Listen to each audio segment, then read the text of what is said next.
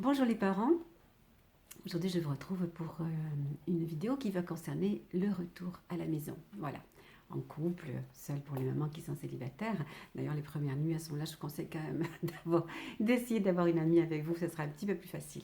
Bon, en fait, je vais vous donner quelques conseils à ce sujet. Avant, comme d'habitude, je vous rappelle, pour celles qui ne connaissent pas encore, que sous la vidéo, dans la description, vous aurez le lien qui vous permet d'accéder aux 4 vidéos de préparation à l'accouchement gratuites. Bon, alors, donc vous êtes hyper fiers de rentrer à la maison avec votre petit chou et vous avez bien raison d'être fiers, c'est merveilleux. Bon, par contre, il se pourrait bien que vous ayez un peu idéalisé ce moment de retour à la maison et des jours et des nuits qui vont suivre et que vous ayez pensé que ça allait être super chouette. Et c'est vrai, c'est très chouette de rentrer à la maison avec son bébé. On est parti à deux éventuellement, dans la majorité des cas, heureusement, et puis on revient à trois. Donc c'est quand même quelque chose d'assez extraordinaire d'imaginer que maintenant, sous ce toit, on a un bébé, hein, un troisième membre de la famille à part entière. Un bébé, c'est un être humain qui va se développer tout doucement avec son petit caractère qui va avoir très vite. Bon, ben non, c'est pas obligatoirement si simple que ça. Et dès la première nuit, on a des déconvenus parce qu'on réalise que c'est difficile quoi, de se réveiller, on est vraiment fatigué et c'est difficile de se réveiller aussi souvent et d'être en forme le lendemain et de nouveau disponible pour son bébé. Alors, je vais vous donner des petits conseils pratiques, rien d'extraordinaire, mais vraiment des petits conseils pratiques qui finalement peuvent beaucoup vous aider. Déjà, pour la nuit, si vous allaitez, bon, il n'y a pas de problème, vous allez chercher bébé ou votre compagnon ou votre compagne vous portera le bébé et vous pouvez donner le sein dans le lit. Et c'est vrai qu'au début, hein, le premier mois, bébé s'endormira peut-être avec vous, pas toute la nuit, hein, c'est pas déconseillé, évidemment, il vaut mieux remettre rapidement dans son petit lit, mais s'il s'endort un petit peu pendant une petite demi-heure pendant que vous l'allaitez, il fait un petit dodo d'une demi-heure avec vous, ça n'est pas réellement un problème et du coup ça vous permet de récupérer un petit peu aussi. Ça, c'est pour les bébés qui sont allaités. Pour les bébés qui seront au biberon, moi je vous conseille vivement, moi je l'ai toujours fait pour mes enfants, c'était tellement plus pratique. Je préparais les biberons à l'avance. Vous le savez, on peut garder jusqu'à 12 heures. Ben alors on va dire 6 heures, c'est déjà très bien. Hein, vous préparez donc, mettons, 2 biberons pour la nuit. Voilà, que vous allez mettre au frigidaire, bien sûr. Vous pouvez aussi préparer que l'eau hein, que vous mettrez dans le biberon et puis mettre qu'au dernier moment la poudre. Vous savez qu'on met toujours le lot d'abord et ensuite les doses qui correspondent à la quantité de lait qu'il vous faut avoir dans le biberon.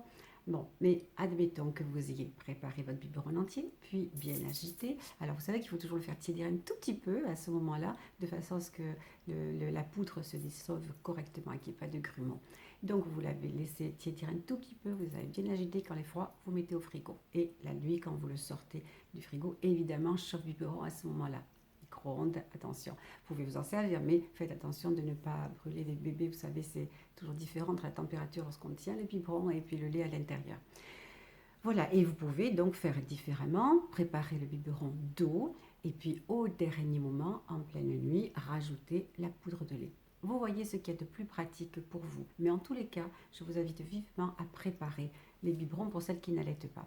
Ensuite, il ne s'agit pas de la nuit de faire exactement comme dans la journée. Donc il va falloir, lorsque vous changez bébé, faire ça dans la pénombre. N'allumez pas les lumières. Si possible, changez bébé dans la chambre où il est, la vôtre la plupart du temps au début.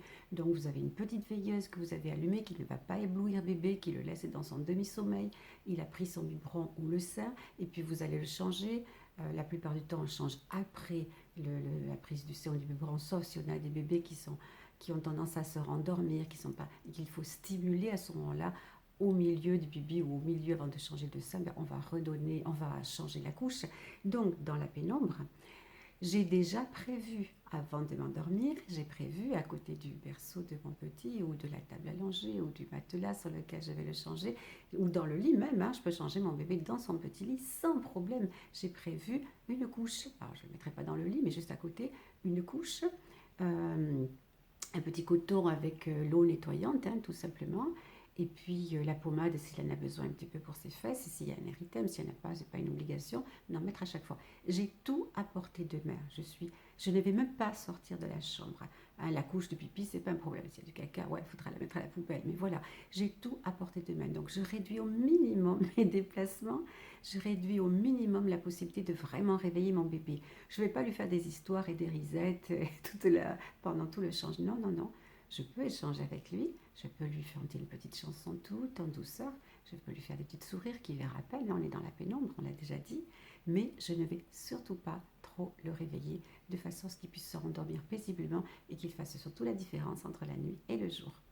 Donc voilà pour les petites préparations qu'il faut faire, hein, à mon avis. Donc ce qu'il faut mettre en place de façon à faire en sorte que les nuits soient les moins difficiles possibles. N'oubliez pas, vous allez vous réveiller 2, 3, 4 fois dans la nuit, au début du moins, jusqu'à ce qu'il commence à se régler un petit peu. Donc vraiment, faites en sorte que ça vous épuise le moins possible. Et puis, dernier petit conseil, en journée, profitez de tous les moments où bébé dort, pas tous peut-être parce que ça serait compliqué pour vous, on ne peut pas faire toujours exactement ce qu'on veut, mais un maximum de moments où votre bébé fera ses petits dodos pour que vous puissiez dormir à votre tour. Ça veut dire qu'il va falloir déléguer. Faites en sorte que les gens de la famille ou les amis puissent s'occuper de l'intendance de la maison, les courses, repassage, etc. Compagnons ou compagnes y compris, évidemment.